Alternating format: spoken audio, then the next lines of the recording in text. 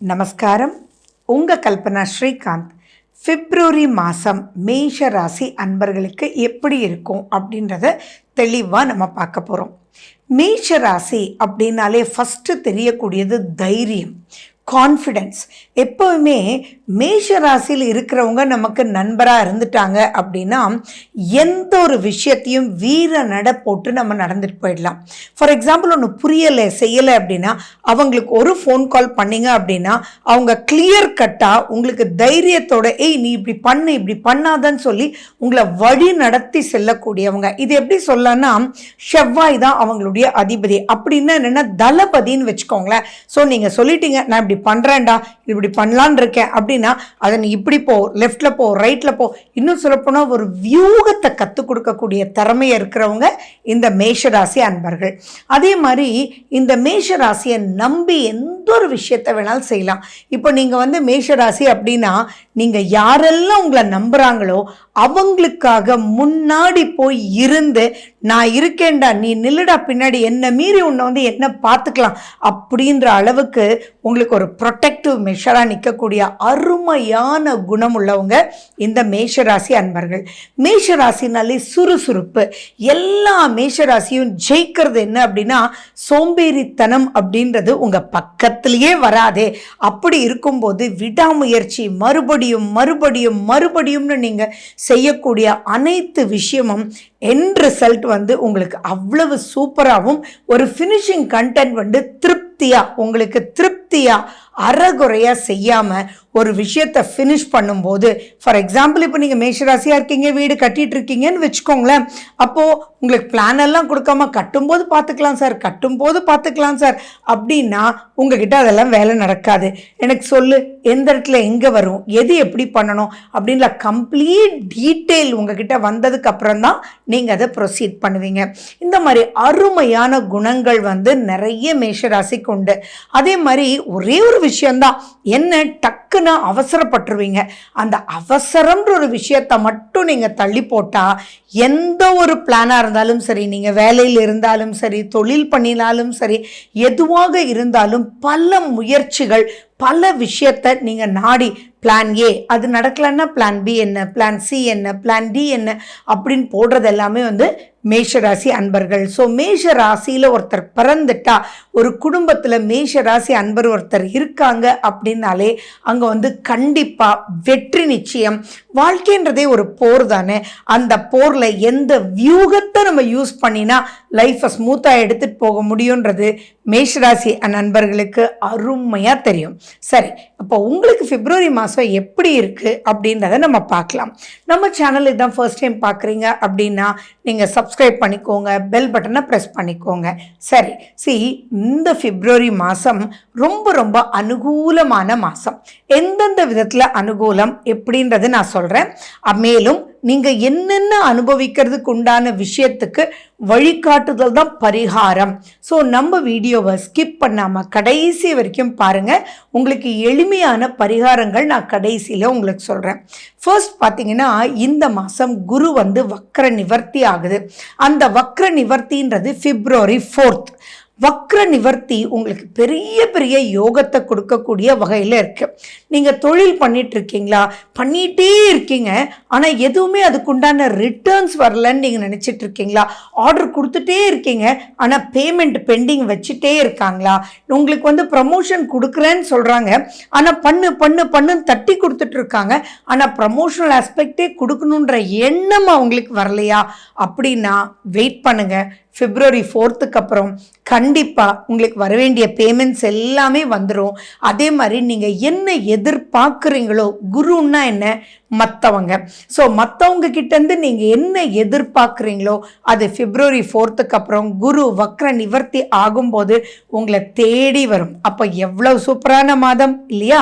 அதே மாதிரி படிக்கக்கூடிய குழந்தைகளுக்கு புரியாமலே இருக்குது, நான் இப்படி தான் நிறைய படிக்கிறேன், நான் எழுதும்போது கரெக்டாக ஈடு கொடுக்கல, மிஸ்ஸு மார்க் கரெக்டாகவே போடலை, சரியாகவே போடலை, எது எடுத்தாலுமே ஒரு டவுட்ஃபுல்லாக சுழிச்சிட்டாங்க, நான் போட்டதை 6 தான் போட்டிருந்தேன், ஆனால் மிஸ் இல்லை இது 0 மாதிரி இருக்குது, அதனால் உனக்கு மார்க் கம்மி தான் சொல்லிட்டாங்க அப்படின்ற மாதிரி பிரச்சனைக்குள்ளெல்லாம் நீங்கள் இருக்கீங்களா?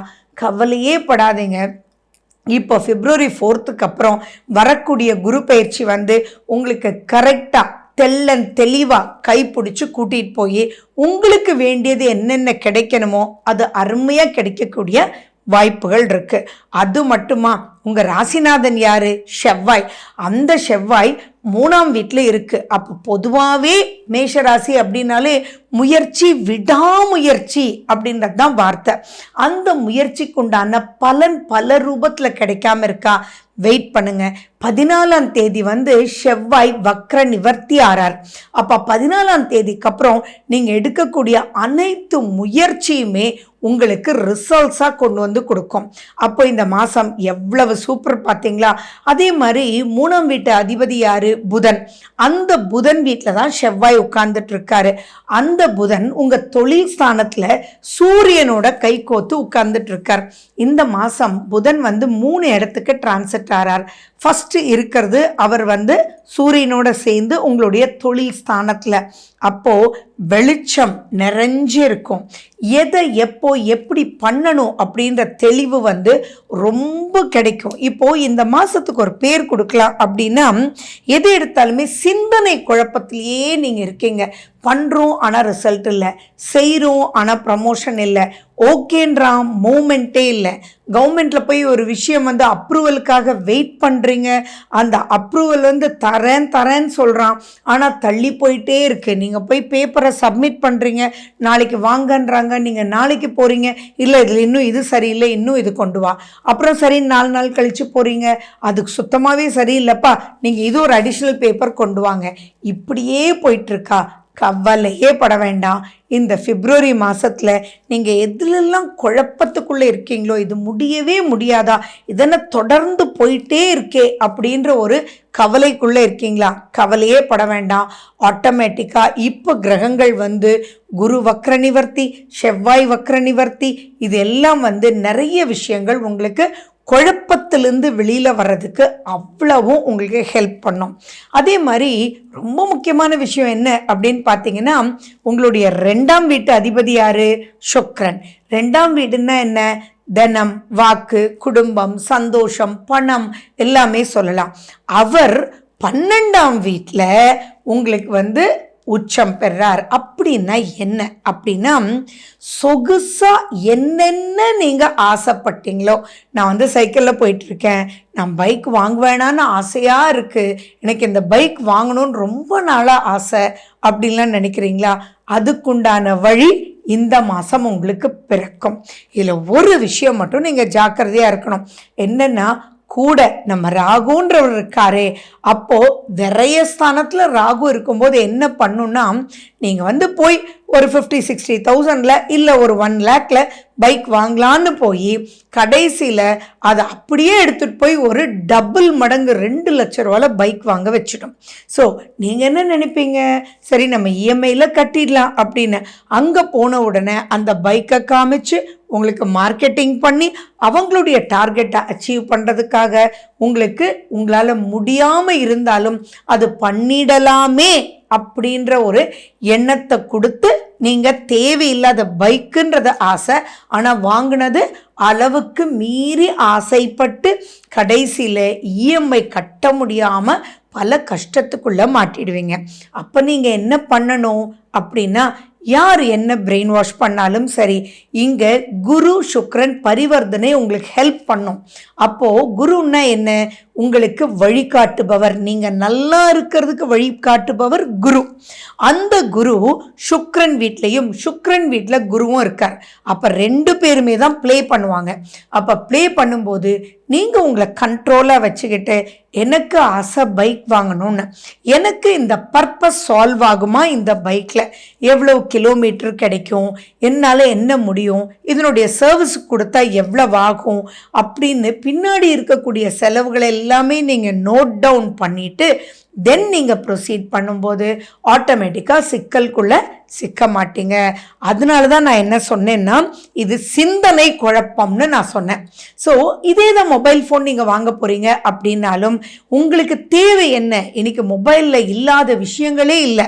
ஒரு ஐஃபோன்னாலும் சரி, ஒரு விவோ ஃபோன்னாலும் சரி, உங்களுக்கு தேவை என்ன, உங்களால் என்ன முடியும் அப்படின்றத மட்டும் நீங்கள் கரெக்டாக .1, .2, .3 என்னுடைய இஎம்ஐ இதில் இருக்குது, கிரெடிட் கார்டு தான் கொடுக்குறானே அப்படின்னு ஸ்வாப் பண்ணிவிட்டு அந்த கிரெடிட் கார்டுக்குள்ளே கட்ட முடியாமல் கஷ்டப்பட்டுடக்கூடாது.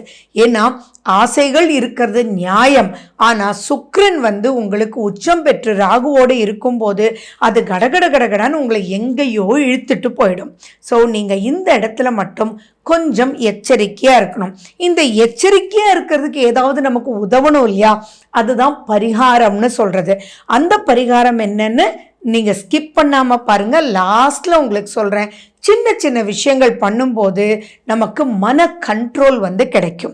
அது உங்களுக்கு எந்த விதத்தில் இந்த கண்ட்ரோல் கிடைக்கிறதுக்கு என்ன வழி அப்படின்றது தான் நான் உங்களுக்கு சொல்ல போகிறேன்.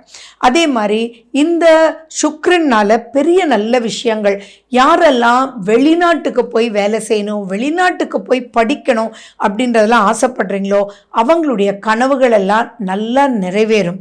அந்த இடத்துலையும் நான் அகெயின் அண்ட் அகெயின் சொல்கிறேன், இப்போது அது அந்த ஃபீஸ் கட்ட முடியுமா, அந்த இஎம்ஐ உங்களால் முடியுமா, அந்த இடத்துல மட்டும் கொஞ்சம் காஷனாக இருந்துக்கிட்டீங்கன்னா போதுமானது.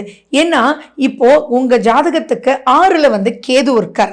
அப்படி இருக்கும்போது கேட்ட இடத்துல கடன் வேறு கிடைக்கும். அப்போ என்னன்னா நீங்கள் ஓகே இது போய் படிக்கலாம், ஆனால் இந்த கண்ட்ரிக்கு போனால் இவ்வளோ ஆகுது, இந்த கண்ட்ரிக்கு போனால் இவ்வளோ கம்மியாகுதுன்னு சொல்லி நீங்கள் போய் பேங்க்கில் கேட்கும்போது உங்களுக்கு என்னங்க நான் கடன் கொடுக்குறேங்க டோன்ட் வரி அப்படின்னு சொல்லுவாங்க. அப்போ நீங்கள் ஜாக்கிரதையாக இருக்கணும். அது தேவையா, இங்கே இருக்கிறனால என்ன பெனிஃபிட், இதில் இருக்கிறனால என்ன பெனிஃபிட், இந்த இடத்துல என்ன ஆகிடும்னா பணம் ஜாஸ்தியாக செலவு பண்ணால் அது ஆட்டோமேட்டிக்காக ரொம்ப நல்லா இருக்குமோ, அது ரொம்ப ஃபேன்சியாக இருக்குமோ அப்படின்ற ஆசைக்குள்ளே தள்ளப்பட்டுடுவீங்க. அந்த இடத்துல மட்டும் நீங்கள் சிக்கிக்காமல் இருந்தாலே போதுமானது.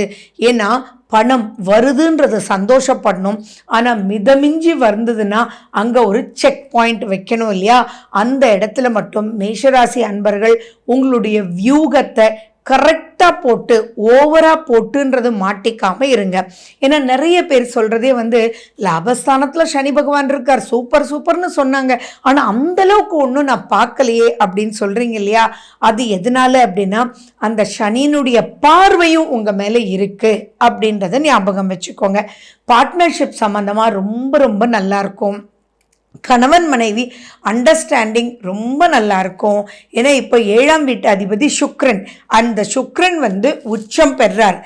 இந்த இடத்துல உங்களுக்கு ராகு கேது பெயர்ச்சி லாஸ்ட் டைம்லேருந்தே நிறைய கணவன் மனைவிக்குள்ள அண்டர்ஸ்டாண்டிங் பிரச்சனை போயிட்டே தான் இருந்தது. இப்போ எத்தனை பேருக்கோ அது பெட்டர்மெண்ட்டாக ஆயிருக்கு. அப்படி ஆகாமல் சிலர் இன்னும் நாங்கள் பிரிஞ்சு தான் இருக்கோம் அப்படின்னு சொல்கிறவங்களுக்கெல்லாம் இது ரொம்ப பொன்னான ஒரு காலம். இப்போ நீங்கள் போய் அவங்களுக்கு ஒரு கால் பண்ணியோ பர்சனலாகவோ மீட் பண்ணி பேசுங்க. பேசும்போது சுக்கிரன் உங்களுடைய 2ஆம் அதிபதி இல்லையா? அப்போது நயத்தோட கலை உணர்வோட அவங்களுக்கு பிடிச்ச மாதிரி பேச வைப்பார். ஏன்னா உங்களுடைய குடும்பஸ்தானத்தினுடைய அதிபதியும் சுக்கிரன் தான், 7ஆம் வீட்டு அதிபதியும் சுக்கிரன் தான். அப்போது கணவன் மனைவிக்கு இருந்த பிரச்சனைகள் ஒரு தீர்வுக்கு வரும். கம்யூனிகேஷன் அழகா லயத்தோட சந்தோஷமாக வரும். பட் அது இருந்தாலும் அந்த இடத்துல ஓகே நம்மளால் முடியலன்னா கூட வாங்கி கொடுத்துடலான்னு ப்ராமிஸ் பண்ணிடலாம் அப்படின்ற விஷயத்துக்குள்ளே நீங்கள் மாட்டிக்காதீங்க. அதே மாதிரி பார்ட்னர்ஷிப் சம்மந்தமாகவும் நட்பு சம்மந்தமாகவும் இப்போ ரொம்ப நல்லாயிருக்கும். நிறைய நியூ பிளான்ஸ் நீங்கள் போடலாம். எக்ஸிக்யூஷனுக்கு இது சூப்பரான ஒரு பீரியட். பட் ஸ்டில் எச்சரிக்கைன்ற ஒரு பாயிண்ட்டும் வேணும். சரி, முதல்ல எல்லா நாட்களும் மேக்ஸிமம் நல்லா தான் இருக்குது. பட் கன்ஃபியூஷன்றது உங்கள் மண்டைக்குள்ளே பெருசாக இருக்கும். நான் சொன்ன அந்த பைக் எக்ஸாம்பிளை ஞாபகம் வச்சுக்கோங்க. ஸோ வாங்க தான் போகிறீங்க, ஆனால் எதை எப்படின்ற சிந்தனைகள் ரொம்ப பெருசாக இருக்கணும். இது சின்னதுலேருந்து பெருசு வரைக்கும் இதே விஷயத்தை நீங்கள் கடைப்பிடிச்சுக்கணும். முதல்ல உங்களுடைய சந்திராஷ்டம நாட்களை பற்றி நீங்கள் தெரிஞ்சுக்கணும். அந்த சந்திராஷ்டமத்தில் மன சஞ்சலம்ன்றது பெருசாக வந்துடும். ஸோ இந்த பிப்ரவரி மாதத்தில் உங்களுடைய சந்திராஷ்டம நாட்கள் அப்படின்னா பிப்ரவரி 20ஆம் தேதியிலேருந்து 22ஆம் தேதி வரைக்கும், 20ஆம் தேதி 6:50 காலையிலிருந்து 22ஆம் தேதி 5:41 சாயங்காலம் வரைக்கும் இருக்கு. சரி, இதுலேருந்தெல்லாம் வெளியில் வர்றதுக்கு உண்டான பரிகாரம் என்ன தெரியுமா? ஒன்றும் இல்லை, நீங்கள் முருகனை நினச்சி, செவ்வாய் அப்படின்னாலே முருகனை நினச்சி நீங்கள் உங்கள் வீட்டிலையே தொடர்ந்து ஒரு விளக்கு போட்டுட்டு வரலாம். உங்களால் முடியும் அப்படின்னா நீங்கள் முருகன் கோயிலுக்கு நீங்கள் டெய்லி போகலாம். அப்படியும் இல்லையா, செவ்வாய்க்கிழமை அரளிப்பூவை உங்கள் கைகளால் வாங்கி, அரளி அப்படின்றது எந்த ஒரு பிரச்சனைக்குள்ளேயும் போகாமல் கரெக்டான வியூகத்தை கொடுக்கக்கூடிய ஒரு அற்புதமான ஒரு மலர்.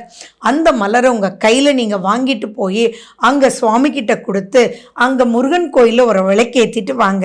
இது செய்யும்போது பார்த்தீங்கன்னா அவ்வளவும் பொறுமை ஏற்படும். உங்களை யாரும் மீறி இழுத்துட முடியாது. ஒரு சின்ன விஷயம் பெரிய விஷயத்துலேருந்து உங்களை காப்பாற்றும். அதே மாதிரி முருகனுடைய ஸ்லோகங்கள் எதுவாக இருந்தாலும் சரி, கந்தகுரு கவசம், கந்த சஷ்டி கவசம் அல்ல ஒன்றுமே தெரியல அப்படின்னாலும் ஓம் முருகா ஓம் முருகான்னு 9 தடவை அல்லது ஓம் சரவண பவ அப்படின்றது 9 தடவை இதை சொல்லிட்டு உங்கள் வேலைகளை நீங்கள் ஆரம்பிக்கும் போது ஓப்பனாக உங்களை பயங்கரமாக இழுத்துட்டு போய் பிரச்சனைக்குள்ளே மாட்ட வைக்க மாட்டாங்க. ஸோ இந்த சின்ன விஷயத்தெல்லாம் ஃபாலோ பண்ணி சூப்பராக எப்படி இருந்தீங்க அப்படின்றத எனக்கு கமெண்ட் பண்ணுங்கள். Okay, wish you good luck.